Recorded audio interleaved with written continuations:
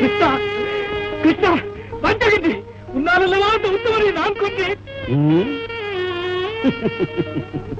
நான் கொன்றேன் என்று ஏன் நீ வீணில் மாறுதட்டிக் கொள்கிறாய்? உன் ஒருவனால் அவனை கொல்ல முடியுமா? உனக்கு முன்னாலேயே 6 பேர் அவனை கொன்று விட்டார்களே. என்ன சொல்லுங்க கிருஷ்ணா?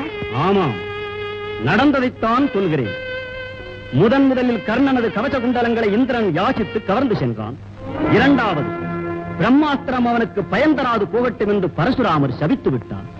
3வது, கர்ணனால் மகனை இழந்த ஓர் அந்தணர் சமயத்தில் தேர் ஓடாது நிற்கட்டும் என்று சாபமிட்டு பழி தீர்த்தார். 4வது, நாகாஸ்திரத்தை உன் மீது 2ஆம் முறை விடக்கூடாதென உன் தாய் குந்தி வரம் பெற்றார். 5வது, சல்லியன் தேரை நடுவழியில் நிறுத்திவிட்டு போய்விட்டான். 6வது, தேரை கீழ் அழுத்தி நாகாஸ்திரம் உன்னை கொல்லாமல் நான் தடுத்து விட்டேன்.